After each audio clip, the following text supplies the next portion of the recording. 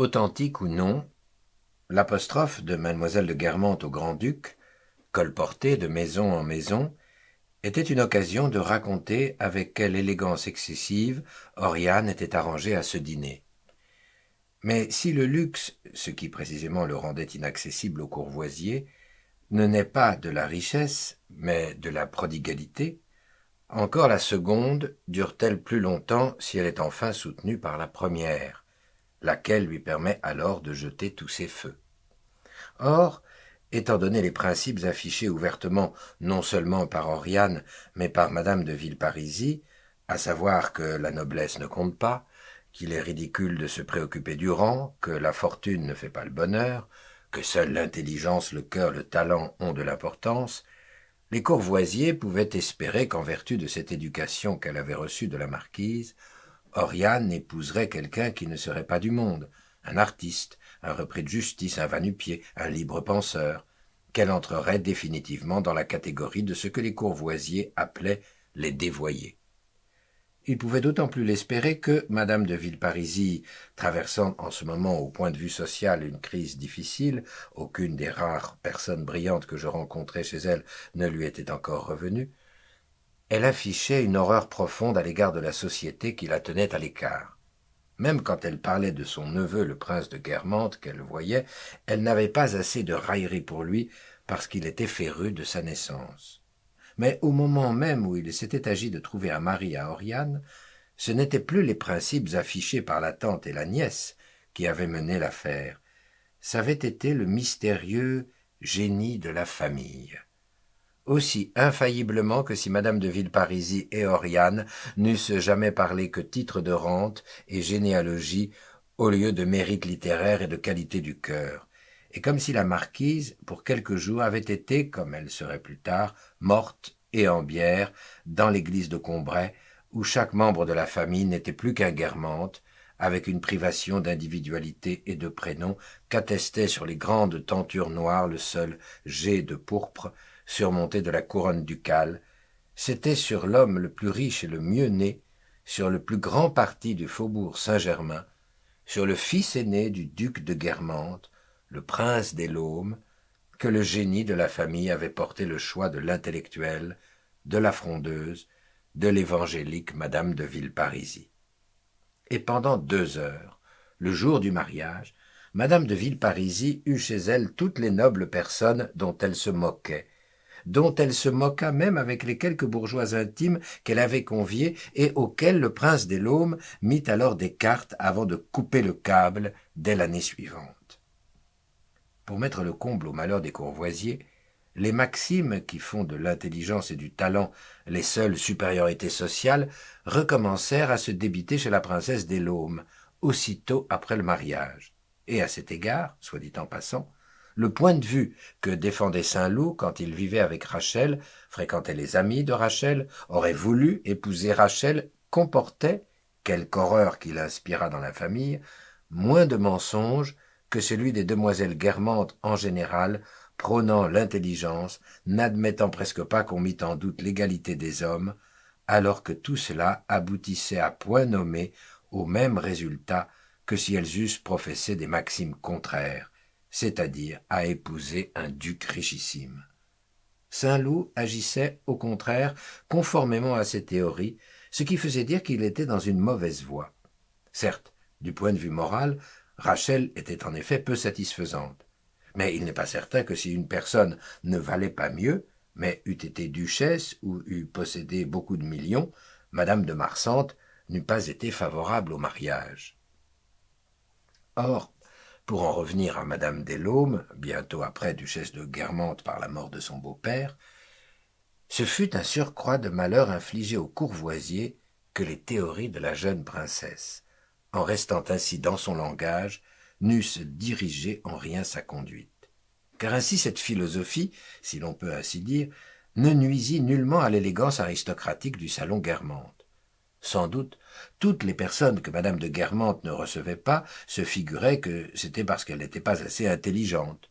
Et telle riche américaine, qui n'avait jamais possédé d'autre livre qu'un petit exemplaire ancien et jamais ouvert des poésies de Parny, posé, parce qu'il était du temps, sur un meuble de son petit salon, montrait quel cas elle faisait des qualités de l'esprit par les regards dévorants qu'elle attachait sur la duchesse de Guermantes quand celle-ci entrait à l'opéra. Sans doute aussi madame de Guermantes était sincère quand elle élisait une personne à cause de son intelligence. Quand elle disait d'une femme « il paraît qu'elle est charmante » ou d'un homme qu'il était tout ce qu'il y a de plus intelligent, elle ne croyait pas avoir d'autre raison de consentir à les recevoir que ce charme ou cette intelligence, le génie des Guermantes n'intervenant pas à cette dernière minute. Plus profond, situé à l'entrée obscure de la région où les Guermantes jugeaient, ce génie vigilant empêchait les Guermantes de trouver l'homme intelligent ou de trouver la femme charmante s'il n'avait pas de valeur mondaine, actuelle ou future. L'homme était déclaré savant, mais comme un dictionnaire, ou au contraire commun avec un esprit de commis-voyageur. La femme jolie avait un genre terrible, ou parlait trop. Quant aux gens qui n'avaient pas de situation, quelle horreur, c'étaient des snobs. Monsieur de Bréauté, dont le château était tout voisin de Guermantes, ne fréquentait que des altesses, mais il se moquait d'elles et ne rêvait que vivre dans les musées. Aussi madame de Guermantes était-elle indignée quand on traitait monsieur de Bréauté de snob. Snob? Babal? Mais vous êtes fou, mon pauvre ami, c'est tout le contraire. Il déteste les gens brillants. On ne peut pas lui faire une connaissance. Même chez moi, si je l'invite avec quelqu'un de nouveau, il ne vient qu'en gémissant. Ce n'est pas que, même en pratique, les Guermantes ne fissent pas de l'intelligence un tout autre cas que les Courvoisiers. D'une façon positive, cette différence entre les Guermantes et les Courvoisiers donnait déjà d'assez beaux fruits. Ainsi la duchesse de Guermantes, du reste enveloppée d'un mystère devant lequel rêvaient de loin tant de poètes, avait donné cette fête dont nous avons déjà parlé, où le roi d'Angleterre s'était plu mieux que nulle part ailleurs, car elle avait eu l'idée, qui ne serait jamais venue à l'esprit, et la hardiesse qui eût fait reculer le courage de tous les Courvoisiers, d'inviter, en dehors des personnalités que nous avons citées, le musicien Gaston Lemaire et l'auteur dramatique Grand Mougin. Mais c'est surtout au point de vue négatif que l'intellectualité se faisait sentir. Si le coefficient nécessaire d'intelligence et de charme allait en s'abaissant au fur et à mesure que s'élevait le rang de la personne qui désirait être invitée chez la princesse de Guermantes, jusqu'à approcher de zéro quand il s'agissait des principales têtes couronnées, en revanche, plus on descendait au-dessous de ce niveau royal, plus le coefficient s'élevait. Par exemple, chez la princesse de Parme, il y avait une quantité de personnes que l'Altesse recevait parce qu'elle les avait connues enfants, ou parce qu'elles étaient alliées à telle duchesse, ou attachées à la personne de tel souverain. Ces personnes fussent-elles laides, d'ailleurs, ennuyeuses ou sottes. Or, pour un Courvoisier, la raison aimée de la princesse de Parme, sœur de mère avec la duchesse d'Arpajon, passant tous les 3 mois chez la reine d'Espagne, aurait suffi à leur faire inviter de tels gens. Mais madame de Guermantes, qui recevait poliment leur salut depuis 10 ans chez la princesse de Parme, ne leur avait jamais laissé passer son seuil, estimant qu'il en est d'un salon au sens social du mot comme au sens matériel, où il suffit de meubles qu'on ne trouve pas jolis, mais qu'on laisse comme remplissage et preuve de richesse pour le rendre affreux. Un tel salon ressemble à un ouvrage où on ne sait pas s'abstenir des phrases qui démontrent du savoir, du brillant, de la facilité. Comme un livre, comme une maison, la qualité d'un salon, pensait avec raison madame de Guermantes, a pour pierre angulaire le sacrifice. Beaucoup des amis de la princesse de Parme, et avec qui la duchesse de Guermantes se contentait depuis des années du même bonjour convenable, ou de leur rendre des cartes, sans jamais les inviter, ni aller à leurs fêtes, s'en plaignaient discrètement à l'Altesse, laquelle, les jours où M. de Guermantes venait seul la voir, lui en touchait un mot. Mais le rusé seigneur, mauvais mari pour la duchesse en tant qu'il avait des maîtresses, mais compère à toute épreuve en ce qui touchait le bon fonctionnement de son salon, et l'esprit d'Oriane, qui en était l'attrait principal, répondait « Mais est-ce que ma femme la connaît ?» Ah, alors, en effet, elle aurait dû.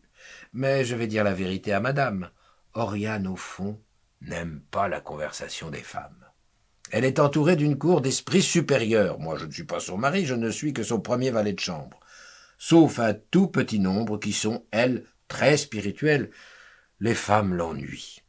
Voyons, madame, votre Altesse, qui a tant de finesse, ne me dira pas que la marquise de Souvray est de l'esprit. Oui, je comprends bien, la princesse la reçoit par bonté, et puis elle la connaît. Vous dites qu'Oriane l'a vue, c'est possible, mais très peu, je vous assure. Et puis je vais dire à la princesse, il y a aussi un peu de ma faute. Ma femme est très fatiguée et elle aime tant être aimable que, si je la laissais faire, ce seraient des visites à n'en plus finir. Pas plus tard qu'hier soir, elle avait de la température. Elle avait peur de faire de la peine à la duchesse de Bourbon en n'allant pas chez elle. J'ai dû montrer les dents. J'ai défendu qu'on attelât. Tenez, savez-vous, madame, j'ai bien envie de ne pas même dire à Oriane que vous m'avez parlé de madame de Souvray. Oriane aime tant votre Altesse qu'elle ira aussitôt inviter madame de Souvray. Ce sera une visite de plus. Cela nous forcera à entrer en relation avec la sœur dont je connais très bien le mari. Je crois que je ne dirai rien du tout à Oriane si la princesse m'y autorise.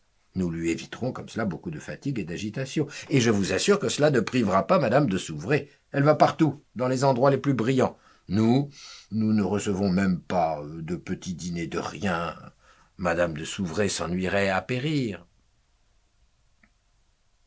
La princesse de Parme, naïvement persuadée que le duc de Guermantes ne transmettrait pas sa demande à la duchesse et désolée de n'avoir pu obtenir l'invitation que désirait madame de Souvray, était d'autant plus flattée d'être une des habituées d'un salon si peu accessible. Sans doute, cette satisfaction n'allait pas sans ennui. Ainsi, chaque fois que la princesse de Parme invitait madame de Guermantes, elle avait à se mettre l'esprit à la torture pour n'avoir personne qui pût déplaire à la duchesse et l'empêcher de revenir. Les jours habituels, après le dîner où elle avait toujours de très bonne heure ayant gardé les habitudes anciennes quelques convives, le salon de la princesse de Parme était ouvert aux habitués et, d'une façon générale, à toute la grande aristocratie française et étrangère. La réception consistait en ceci qu'au sortir de la salle à manger, la princesse s'asseyait sur un canapé devant une grande table ronde, causait avec deux des femmes les plus importantes qui avaient dîné, ou bien jetait les yeux sur un magazine, jouait aux cartes, ou feignait d'y jouer, suivant une habitude de cour allemande, soit en faisant une patience, soit en prenant pour partenaire vrai ou supposé un personnage marquant. Vers 9 heures, la porte du grand salon ne cessant plus de s'ouvrir à deux battants, de se refermer, de se rouvrir de nouveau, pour laisser passage aux visiteurs qui avaient dîné 4 à 4, ou, s'ils dînaient en ville, escamotaient le café en disant qu'ils allaient revenir, comptant en effet entrer par une porte et sortir par l'autre, pour se plier aux heures de la princesse. Celle-ci, cependant, attentive à son jeu ou à la causerie, faisait semblant de ne pas voir les arrivantes, et ce n'est qu'au moment où elles étaient à 2 pas d'elle qu'elle se levait gracieusement en souriant avec bonté pour les femmes. Celle-ci, cependant, faisait devant l'Altesse debout une révérence qui allait jusqu'à la génuflexion, de manière à mettre leurs lèvres à la hauteur de la belle main qui pendait très bas et à la baiser. Mais, à ce moment, la princesse, de même que si elle eût chaque fois été surprise par un protocole qu'elle connaissait pourtant très bien, relevait la genouillée comme de vive force, avec une grâce et une douceur sans égale, et l'embrassait sur les joues. Grâce et douceur qui avaient pour condition, dira-t-on, l'humilité avec laquelle l'arrivante pliait le genou.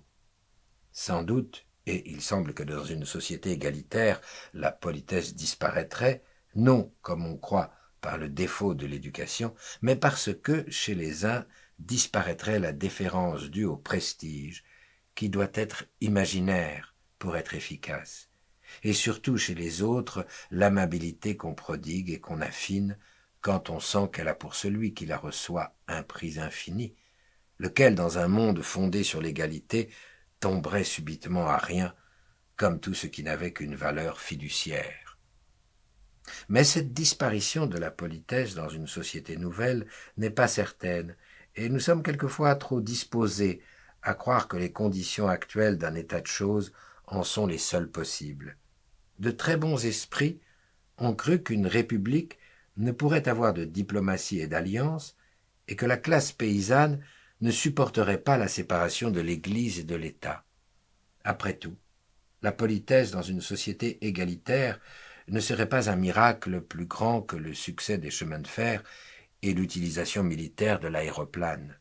Puis, si même la politesse disparaissait, rien ne prouve que ce serait un malheur. Enfin, une société ne serait-elle pas secrètement hiérarchisée au fur et à mesure qu'elle serait en fait plus démocratique? C'est fort possible.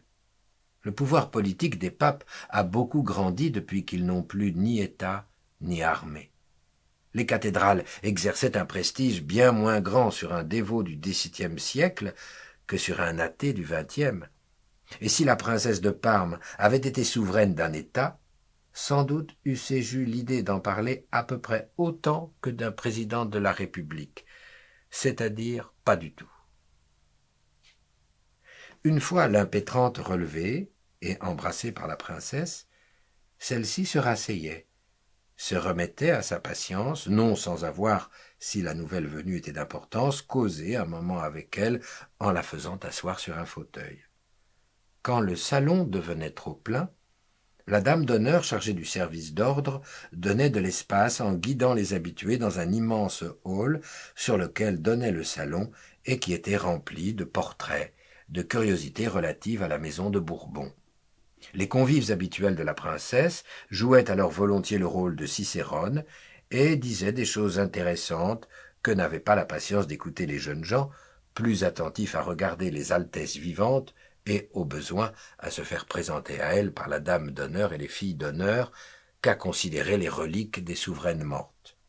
Trop occupés des connaissances qu'ils pourraient faire et des invitations qu'ils pêcheraient peut-être, ils ne savaient absolument rien, même après des années, de ce qu'il y avait dans ce précieux musée des archives de la monarchie, et se rappelaient seulement confusément qu'il était orné de cactus et de palmiers géants qui faisaient ressembler ce centre des élégances au palmarium du jardin d'acclimatation. Sans doute la duchesse de Guermantes, par mortification, venait parfois faire ces soirs-là une visite de digestion à la princesse, qui la gardait tout le temps à côté d'elle, tout en badinant avec le duc. Mais quand la duchesse venait dîner, la princesse se gardait bien d'avoir ses habitués et fermait sa porte en sortant de table, de peur que des visiteurs trop peu choisis déplussent à l'exigeante duchesse. Ces soirs-là, si des fidèles non prévenus se présentaient à la porte de l'Altesse, le concierge répondait « Son Altesse royale ne reçoit pas ce soir » et on repartait. D'avance, d'ailleurs, beaucoup d'amis de la princesse savaient qu'à cette date-là, ils ne seraient pas invités. C'était une série particulière, une série fermée à tant de ceux qui eussent souhaité d'y être compris. Les exclus pouvaient, avec une quasi-certitude, nommer les élus, et se disaient entre eux d'un ton piqué « Vous savez bien qu'Oriane de Guermantes ne se déplace jamais sans tout son état-major. » À l'aide de celui-ci, la princesse de Parme cherchait à entourer la duchesse comme d'une muraille protectrice contre les personnes desquelles le succès auprès d'elle serait plus douteux. Mais à plusieurs des amis préférés de la duchesse, à plusieurs membres de ce brillant état-major, la princesse de Parme était gênée de faire des amabilités, vu qu'ils en avaient fort peu pour elle. Sans doute, la princesse de Parme admettait fort bien qu'on pût se plaire davantage dans la société de madame de Guermantes que dans la sienne propre.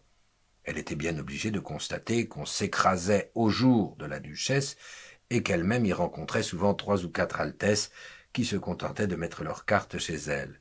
Et elle avait beau retenir les mots d'Oriane, imiter ses robes, servir à ses thés les mêmes tartes aux fraises, il y avait des fois où elle restait seule toute la journée avec une dame d'honneur et un conseiller de légation étranger. Aussi, lorsque, comme ça avait été par exemple le cas pour Swann jadis, quelqu'un ne finissait jamais la journée sans être allé passer 2 heures chez la duchesse et faisait une visite une fois tous les 2 ans à la princesse de Parme, celle-ci n'avait pas grande envie, même pour amuser Oriane, de faire à ce Swann quelconque les avances de l'inviter à dîner. Bref, convier la duchesse était pour la princesse de Parme une occasion de perplexité, tant elle était rongée par la crainte qu'Oriane trouvât tout mal. Mais, en revanche, et pour la même raison, quand la princesse de Parme venait dîner chez madame de Guermantes, elle était sûre d'avance que tout serait bien, délicieux. Elle n'avait qu'une peur, c'était de ne pas savoir comprendre, retenir, plaire, de ne pas savoir assimiler les idées et les gens. À ce titre, ma présence excitait son attention et sa cupidité, aussi bien que l'eût fait une nouvelle manière de décorer la table avec des guirlandes de fruits. Incertaine qu'elle était, si c'était l'une ou l'autre, la décoration de la table ou ma présence, qui était plus particulièrement l'un de ses charmes, secret du succès des réceptions d'Oriane, et, dans le doute, bien décidée à tenter d'avoir à son prochain dîner l'un et l'autre. Ce qui justifiait du reste pleinement la curiosité ravie que la princesse de Parme apportait chez la duchesse, c'était cet élément comique, dangereux, excitant, où la princesse se plongeait avec une sorte de crainte, de saisissement et de délice, comme au bord de la mer dans un de ces bains de vagues dont les guides baigneurs signalent le péril, tout simplement parce qu'aucun d'eux ne sait nager. D'où elle sortait tonifiée, heureuse, rajeunie, et qu'on appelait l'esprit de Guermantes.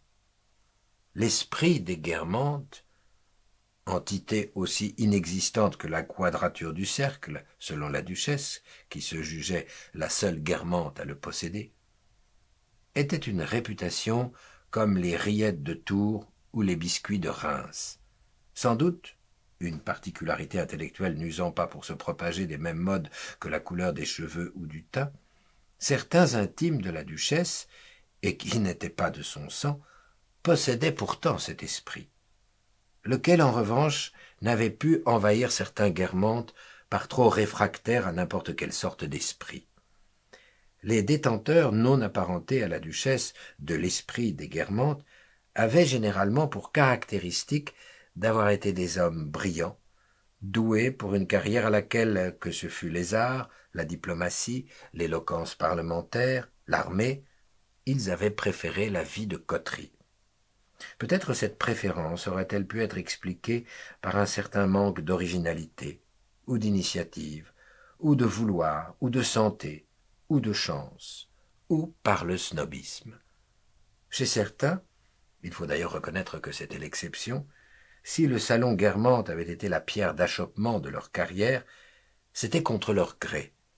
Ainsi un médecin, un peintre et un diplomate de grand avenir n'avaient pu réussir dans leur carrière, pour laquelle ils étaient pourtant plus brillamment doués que beaucoup, parce que leur intimité chez les Guermantes faisait que les deux premiers passaient pour des gens du monde et le troisième pour un réactionnaire, ce qui les avait empêchés tous trois d'être reconnus par leur père. L'antique robe et la toque rouge que revêtent et coiffent encore les collèges électoraux des facultés n'est pas, ou du moins n'était pas, il n'y a pas encore si longtemps, que la survivance purement extérieure d'un passé aux idées étroites, d'un sectarisme fermé. Sous la toque à glands d'or, comme les grands prêtres sous le bonnet conique des Juifs, les professeurs étaient encore, dans les années qui précédèrent l'affaire Dreyfus, enfermés dans des idées rigoureusement pharisiennes. Du Boulbon était au fond un artiste, mais il était sauvé parce qu'il n'aimait pas le monde. Cottard fréquentait les Verdurins, mais madame Verdurin était une cliente, puis il était protégé par sa vulgarité. Enfin, chez lui, il ne recevait que la faculté, dans des agapes sur lesquelles flottait une odeur d'acide phénique. Mais dans les corps fortement constitués, où d'ailleurs la rigueur des préjugés n'est que la rançon de la plus belle intégrité, des idées morales les plus élevées, qui fléchissent dans des milieux plus tolérants, plus libres et bien vite dissolus, un professeur, dans sa robe rouge en satin écarlate doublée d'hermine comme celle d'un doge, c'est-à-dire un duc de Venise, enfermé dans le palais ducal, était aussi vertueux, aussi attaché à de nobles principes, mais aussi impitoyable pour tout élément étranger que cet autre duc, excellent mais terrible, qu'était M. de Saint-Simon. L'étranger, c'était le médecin mondain, ayant d'autres manières, d'autres relations. Pour bien faire, le malheureux dont nous parlons ici, afin de ne pas être accusé par ses collègues de les mépriser, quelles idées d'hommes du monde, si leur cachait la duchesse de Guermantes, espéraient les désarmer en donnant les dîners mixtes où l'élément médical était noyé dans l'élément mondain. Ils ne savaient pas qu'ils signaient ainsi sa perte, ou plutôt ils l'apprenaient quand le conseil des 10, un peu plus élevé en nombre, avait à pourvoir à la vacance d'une chaire, et que c'était toujours le nom d'un médecin plus normal, fût-il plus médiocre, qui sortait de l'urne fatale, et que le veto retentissait dans l'antique faculté, aussi solennel, aussi ridicule, aussi terrible que le jureau sur lequel mourut Molière. Ainsi encore du peintre à jamais étiqueté homme du monde, quand des gens du monde qui faisaient de l'art avaient réussi à se faire étiqueter artiste, ainsi pour le diplomate ayant trop d'attaches réactionnaires. Mais ce cas était le plus rare. Le type des hommes distingués qui formaient le fond du salon Guermantes était celui des gens ayant renoncé volontairement, ou le croyant du moins, au reste, à tout ce qui était incompatible avec l'esprit des Guermantes, la politesse des Guermantes, avec ce charme indéfinissable, odieux à tout corps, tant soit peu centralisé.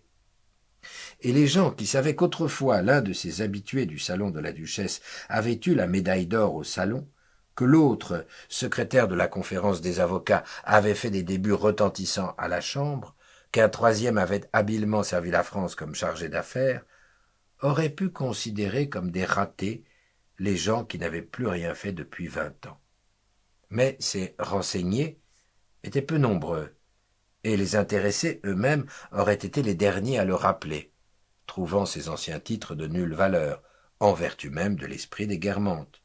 Celui-ci ne faisait-il pas taxer de raseurs, de pions, ou bien au contraire de garçons de magasin, tels ministres éminents, l'un un peu solennel, l'autre amateur de calembours, dont les journaux chantaient les louanges, mais à côté de qui madame de Guermantes bâillait et donnait des signes d'impatience si l'imprudence d'une maîtresse de maison lui avait donné l'un ou l'autre pour voisin. Puisqu'être un homme d'État de premier ordre n'était nullement une recommandation auprès de la duchesse. Ceux de ses amis qui avaient donné leur démission de la carrière ou de l'armée, qui ne s'étaient pas présentés à la Chambre, jugeaient, en venant tous les jours déjeuner et causer avec leur grande amie, en la retrouvant chez des altesses, d'ailleurs peu appréciées d'eux, du moins le disaient-ils, qu'ils avaient choisi la meilleure part, encore que l'horaire mélancolique, même au milieu de la gaieté, contredit un peu le bien fondé de ce jugement. Encore faut-il reconnaître que la délicatesse de vie sociale, la finesse des conversations chez les Guermantes avait, si mince cela fût-il, quelque chose de réel. Aucun titre officiel n'y valait l'agrément de certains des préférés de madame de Guermantes que les ministres les plus puissants n'auraient pu réussir à attirer chez eux. Si dans ce salon tant d'ambitions intellectuelles et même de nobles efforts avaient été enterrés pour jamais, du moins de leur poussière la plus rare floraison de mondanité avait pris naissance. Certes, des hommes d'esprit, comme Swann par exemple, se jugeaient supérieurs à des hommes de valeur, qu'ils dédaignaient, mais c'est que ce que la duchesse de Guermantes plaçait au-dessus de tout, ce n'était pas l'intelligence, c'était, selon elle, cette forme supérieure, plus exquise, de l'intelligence élevée jusqu'à une variété verbale de talent, l'esprit. Et autrefois chez les Verdurins, quand Swann jugeait Brichot et Elstir, l'un comme un pédant, l'autre comme un mufle, malgré tout le savoir de l'un et tout le génie de l'autre, c'était l'infiltration de l'esprit Guermantes qui l'avait fait les classer ainsi. Jamais il n'eût osé présenter ni l'un ni l'autre à la duchesse, sentant d'avance de quel air elle eût accueilli les tirades de Brichot, les calembredaines d'Elstir, l'esprit des Guermantes rangeant les propos prétentieux et prolongés du genre sérieux ou du genre farceur dans la plus intolérable imbécilité. Quant aux Guermantes selon la chair, selon le sang, Si l'esprit des Guermantes ne les avait pas gagnés aussi complètement qu'il arrive, par exemple, dans les cénacles littéraires, où tout le monde a une même manière de prononcer, d'énoncer et par voie de conséquence de penser, ce n'est pas certes que l'originalité soit plus forte dans les milieux mondains et y mette obstacle à l'imitation. Mais l'imitation a pour condition non pas seulement l'absence d'une originalité irréductible, mais encore une finesse relative d'oreille qui permette de discerner d'abord ce qu'on imite ensuite. Or, il y avait quelques guermantes auxquelles ce sens musical faisait aussi entièrement défaut qu'aux courvoisiers. Pour prendre comme exemple l'exercice qu'on appelle, dans une autre acception du mot imitation, faire des imitations, ce qui se disait chez les Guermantes faire des charges, Madame de Guermantes avait beau le réussir à ravir, les courvoisiers étaient aussi incapables de s'en rendre compte que s'ils eussent été une bande de lapins, au lieu d'hommes et femmes, parce qu'ils n'avaient jamais su remarquer le défaut ou l'accent que la duchesse cherchait à contrefaire. Quand elle imitait le duc de Limoges, les courvoisiers protestaient. « Oh non, non, non, ne parle tout de même pas comme cela. J'ai encore dîné hier soir avec lui chez Bébête, il m'a parlé toute la soirée, ne parlez pas comme cela. » Tandis que les Guermantes, un peu cultivées, s'écriaient « Dieu, qu'Oriane est drôlatique. Le plus fort, c'est que pendant qu'elle l'imite, elle lui ressemble. Je crois l'entendre, Oriane. Oriane encore un peu Limoges. » Or, ces Guermantes-là, sans même aller jusqu'à ceux tout à fait remarquables qui, lorsque la duchesse imitait le duc de Limoges, disaient avec admiration « Ah, on peut dire que vous le tenez » ou « que tu le tiens », avaient beau ne pas avoir d'esprit, selon madame de Guermantes, en quoi elle était dans le vrai, à force d'entendre et de raconter les mots de la duchesse, ils étaient arrivés à imiter tant bien que mal sa manière de s'exprimer, de juger, ce que Swann eût appelé comme le duc sa manière de rédiger, jusqu'à présenter dans leur conversation quelque chose qui pour les courvoisiers paraissait affreusement similaire à l'esprit d'Oriane et était traité par eux d'esprit des Guermantes. Comme ces Guermantes étaient pour elles non seulement des parents, mais des admirateurs, Oriane, qui tenait fort le reste de sa famille à l'écart et vengeait maintenant par ses dédains les méchancetés que celle-ci lui avait faites quand elle était jeune fille, allait les voir quelquefois, et généralement en compagnie du duc, à la belle saison, quand elle sortait avec lui. Ces visites étaient un événement. Le cœur battait un peu plus vite à la princesse d'Épinay, qui recevait dans son grand salon du rez-de-chaussée, quand elle apercevait de loin, telles les premières lueurs d'un inoffensif incendie ou les reconnaissances d'une invasion non espérée, traversant lentement la cour, d'une démarche oblique, la duchesse coiffée d'un ravissant chapeau et inclinant une ombrelle d'où pleuvait une odeur d'été. « Tiens, Oriane, disait-elle, comme un garde-à-vous qui cherchait à avertir ses visiteuses avec prudence, et pour qu'on eût le temps de sortir en ordre, qu'on évacuât les salons sans panique. Tiens, Oriane. La moitié des personnes présentes n'osaient pas rester, se levaient. Mais non, pourquoi? Rasseyez-vous donc, je suis charmé de vous garder encore un peu, disait la princesse d'un air dégagé et à l'aise pour faire la grande dame, mais d'une voix devenue factice. Vous pourriez avoir à vous parler. Vraiment, vous êtes pressée? Eh bien, j'irai chez vous, répondait la maîtresse de maison à celle qu'elle aimait autant voir partir. Le duc et la duchesse saluaient fort poliment des gens qu'ils voyaient là depuis des années sans les connaître pour cela davantage, et qui leur disaient à peine bonjour par discrétion. À peine étaient-ils partis que le duc demandait aimablement des renseignements sur eux, pour avoir l'air de s'intéresser à la qualité intrinsèque des personnes qu'il ne recevait pas par la méchanceté du destin ou à cause de l'état nerveux d'Oriane. Qu'est-ce que c'était que cette petite dame au chapeau rose? Mais, mon cousin, vous l'avez vue souvent, c'est la vicomtesse de Tours, née la Marzel. Mais savez-vous qu'elle est jolie? Elle a l'air spirituelle. S'il n'y avait pas un petit défaut dans la lèvre supérieure, elle serait tout bonnement ravissante. S'il y a un vicomte de Tours, il ne doit pas s'embêter.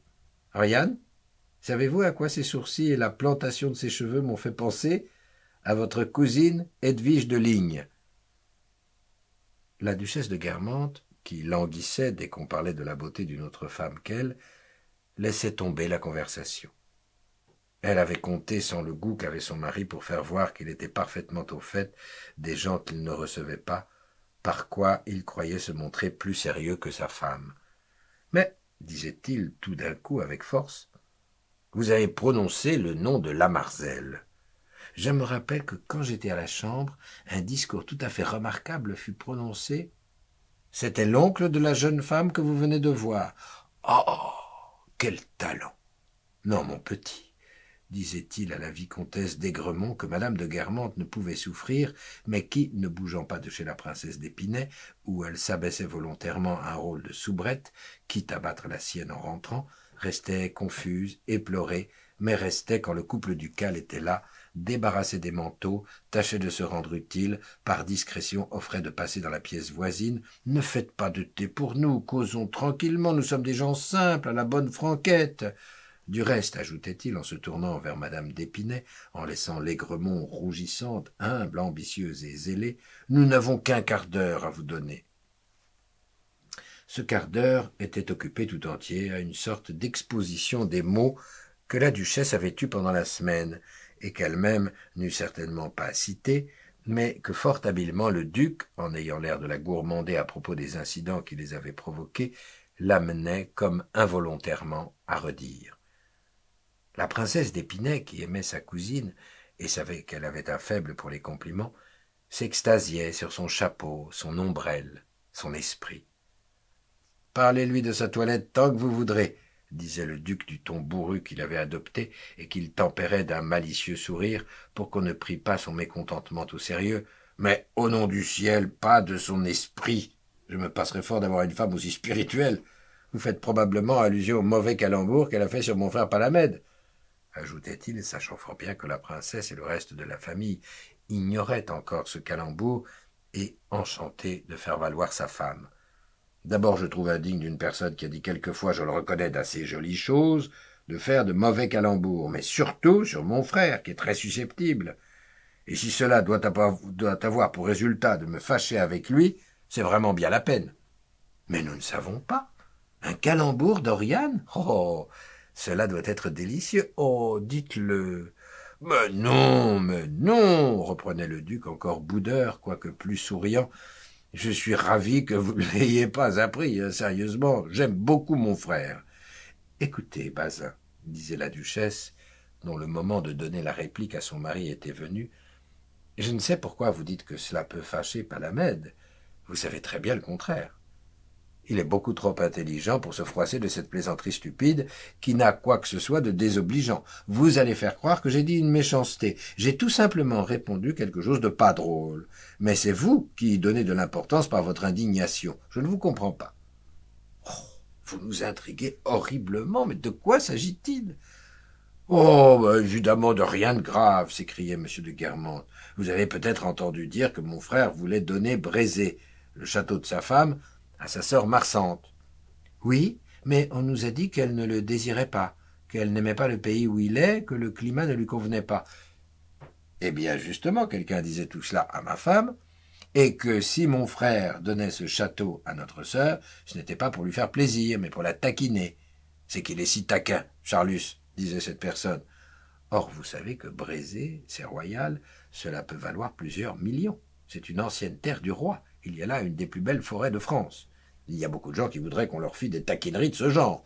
Aussi, en entendant ce mot de taquin appliqué à Charlus, parce qu'il donnait un si beau château, Oriane n'a pu s'empêcher de s'écrier, involontairement, je dois le confesser, elle n'y a pas mis de méchanceté, car c'est venu vite comme l'éclair. Taquin. Taquin? Alors, c'est Taquin le superbe. Vous comprenez? Ajoutait en reprenant son ton bourru et non sans avoir jeté un regard circulaire pour juger de l'esprit de sa femme, le duc, qui était d'ailleurs assez sceptique quant à la connaissance que madame d'Épinay avait de l'histoire ancienne. Vous comprenez, c'est à cause de Tarquin, le superbe, le roi de Rome. C'est stupide, c'est un mauvais jeu de mots, indigne d'Oriane. Et puis, moi qui suis plus circonspect que ma femme, si j'ai moins d'esprit, je pense aux suites. Si le malheur veut qu'on répète cela à mon frère, ce sera toute une histoire. D'autant plus, ajouta-t-il, que comme justement Palamède est très hautain, très haut et aussi très pointilleux, très enclin au commérage, même en dehors de la question du château, il faut reconnaître que Taquin le superbe lui convient assez bien.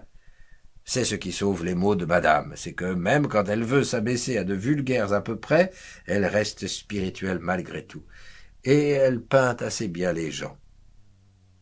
Ainsi, grâce une fois à Taquin le superbe, une autre fois à un autre mot, ces visites du duc et de la duchesse à leur famille renouvelaient la provision des récits, et les mois qu'elles avaient causés duraient bien longtemps après le départ de la femme d'esprit et de son impresario. On se régalait d'abord avec les privilégiés qui avaient été de la fête, les personnes qui étaient restées là, des mots qu'Oriane avait dits. « Vous ne connaissiez pas Taquin le superbe ?» demandait la princesse d'Épinay. « Si, » répondait en rougissant la marquise de Bavenot, la princesse de Sarcina, la Rochefoucauld. La princesse de Sarcina, la Rochefoucauld m'en avait parlé, pas tout à fait dans les mêmes termes, mais cela a dû être bien plus intéressant de l'entendre raconter ainsi devant ma cousine, ajoutait-elle, comme elle aurait dit de l'entendre accompagnée par l'auteur. Nous parlions du dernier mot d'Oriane qui était ici tout à l'heure, disait-on à une visiteuse qui allait se trouver désolée de ne pas être venue une heure auparavant. Comment? Oriane était ici?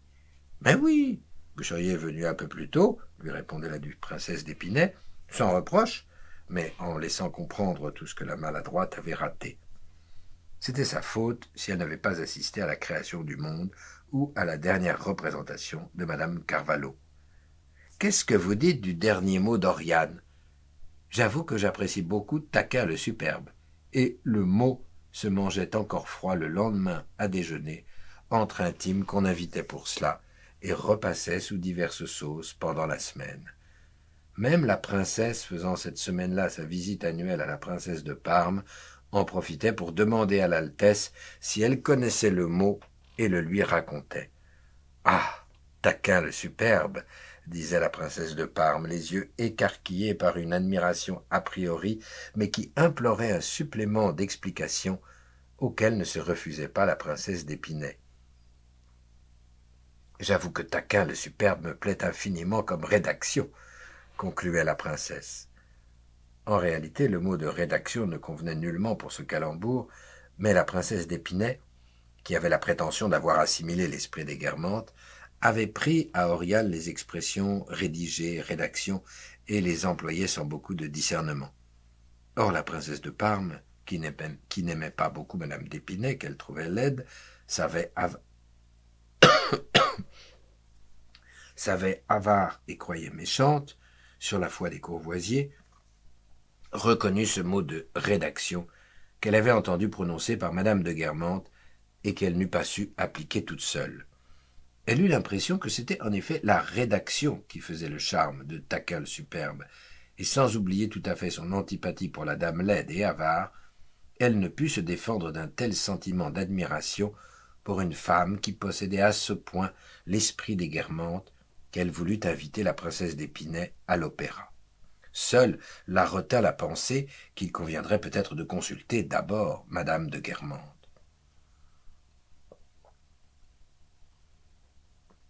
Quant à madame d'Épinay, qui, bien différente des Courvoisiers, faisait mille grâces à Oriane et l'aimait, mais était jalouse de ses relations et un peu agacée des plaisanteries que la duchesse lui faisait devant tout le monde sur son avarice, elle raconta en rentrant chez elle combien la princesse de Parme avait eu de peine à comprendre Taquin le superbe et combien il fallait qu'Oriane fût snob pour avoir dans son intimité une pareille dinde. « Je n'aurais jamais pu fréquenter la princesse de Parme si j'avais voulu, » dit-elle aux amis qu'elle avait à dîner, parce que M. d'Épinay ne me l'aurait jamais permis à cause de son immoralité, faisant allusion à certains débordements purement imaginaires de la princesse. Mais même si j'avais eu un mari moins sévère, j'avoue que je n'aurais pas pu. Je ne sais pas comment Oriane fait pour la voir constamment. Moi, j'y vais une fois par an, et j'ai bien de la peine à arriver au bout de la visite.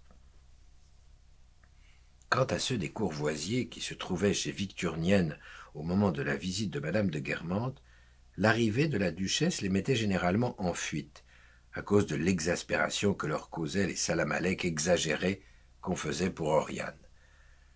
Un seul resta le jour de Taquin le Superbe. Il ne comprit pas complètement la plaisanterie, mais tout de même à moitié, car il était instruit. Et les Courvoisiers allèrent répétant qu'Oriane avait appelé l'oncle Palamède Tarquin le Superbe, ce qui le peignait selon eux assez bien. « Mais pourquoi faire tant d'histoires avec Oriane ?» ajoutait-il. « On n'en aurait pas fait davantage pour une reine. En somme, qu'est-ce qu'Oriane ? Je ne dis pas que les Guermantes ne soient pas de vieilles souches, mais les Courvoisiers ne le leur cèdent en rien, ni comme illustration, ni comme ancienneté, ni comme alliance. Il ne faut pas oublier qu'au camp du Drap d'Or, comme le roi d'Angleterre demandait à François Ier quel était le plus noble des seigneurs, là présent, sire, répondit le roi de France, c'est Courvoisier. D'ailleurs, tous les Courvoisiers, fussent-ils restés, que les mots les eussent laissés d'autant plus insensibles que les incidents qui les faisaient généralement naître auraient été considérés par eux d'un point de vue tout à fait différent. Si, par exemple, une Courvoisier se trouvait manquée de chaise, dans une réception qu'elle donnait, ou si elle se trompait de nom en parlant à une visiteuse qu'elle n'avait pas reconnue, ou si un de ses domestiques lui adressait une phrase ridicule, la Courvoisier, ennuyée à l'extrême, rougissante, frémissant d'agitation, déplorait un pareil contretemps. Et quand elle avait un visiteur et qu'Oriane devait venir, elle disait sur un ton anxieusement et impérieusement interrogatif « Est-ce que vous la connaissez ?»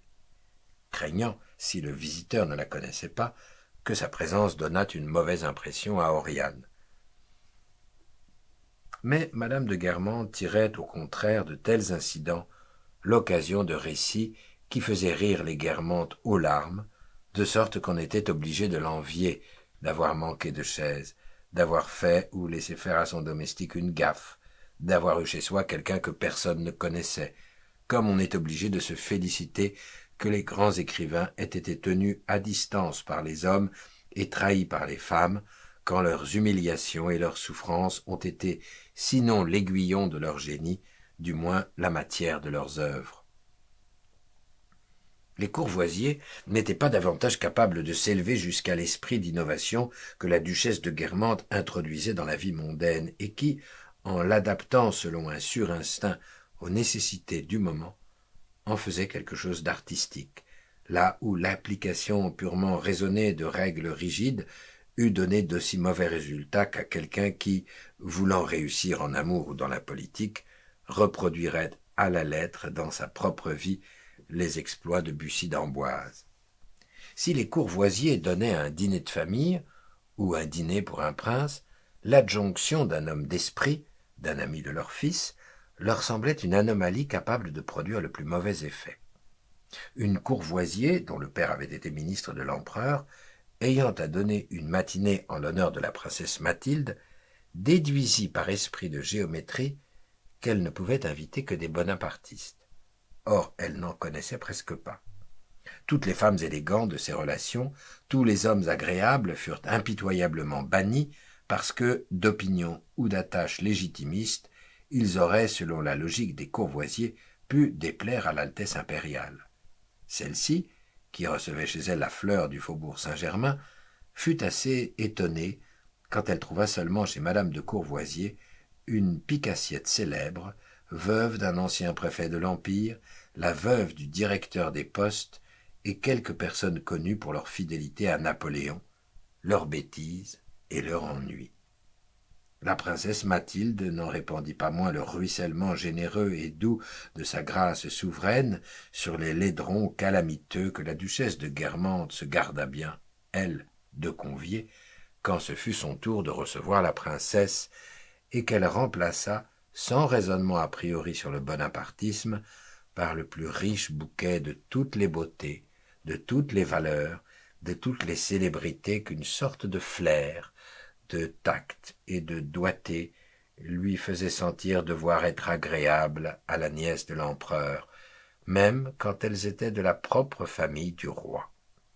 Il n'y manqua même pas le duc d'Aumale, et quand, en se retirant, la princesse, relevant madame de Guermantes qui lui faisait la révérence et voulait lui baiser la main, l'embrassa sur les deux joues, ce fut du fond du cœur qu'elle put assurer à la duchesse qu'elle n'avait jamais passé une meilleure journée, ni assisté à une fête plus réussie. La princesse de Parme était Courvoisier par l'incapacité d'innover en matière sociale. Mais à la différence des Courvoisiers, la surprise que lui causait perpétuellement la duchesse de Guermantes engendrait non comme chez eux l'antipathie, mais l'émerveillement. Cet étonnement était encore accru du fait de la culture infiniment arriérée de la princesse. Madame de Guermantes était elle-même beaucoup moins avancée qu'elle ne le croyait, mais il suffisait qu'elle le fût plus que Madame de Parme pour stupéfier celle-ci. Et comme chaque génération de critiques se borne à prendre le contre-pied des vérités admises par leurs prédécesseurs, elle n'avait qu'à dire que Flaubert, cet ennemi des bourgeois, était avant tout un bourgeois, ou qu'il y avait beaucoup de musique italienne dans Wagner, pour procurer à la princesse, au prix d'un surmenage toujours nouveau, comme à quelqu'un qui nage dans la tempête, des horizons qui lui paraissaient inouïs et lui restaient confus. Stupéfaction d'ailleurs devant les paradoxes proférés non seulement au sujet des œuvres artistiques, mais même des personnes de leur connaissance, et aussi des actions mondaines. Sans doute l'incapacité où était Madame de Parme de séparer le véritable esprit des Guermantes des formes rudimentairement apprises de cet esprit, ce qui la faisait croire à la haute valeur intellectuelle de certains et surtout de certaines Guermantes, dont ensuite elle était confondue d'entendre la duchesse lui dire en souriant que c'étaient de simples cruches, telle était une des causes de l'étonnement que la princesse avait toujours à entendre Madame de Guermantes juger les personnes. Mais il y en avait une autre, et que moi qui connaissais à cette époque plus de livres que de gens, et mieux la littérature que le monde, je m'expliquais en pensant que la duchesse, vivant de cette vie mondaine dont le désœuvrement et la stérilité sont à une activité sociale véritable ce qu'est en art la critique à la création, étendait aux personnes de son entourage l'instabilité de point de vue, la soif malsaine du raisonneur qui, pour étancher son esprit trop sec, va chercher n'importe quel paradoxe encore un peu frais et ne se gênera point de soutenir l'opinion désaltérante que la plus belle Iphigénie est celle de Piccini et non celle de Gluck, au besoin la véritable Phèdre, celle de Prado.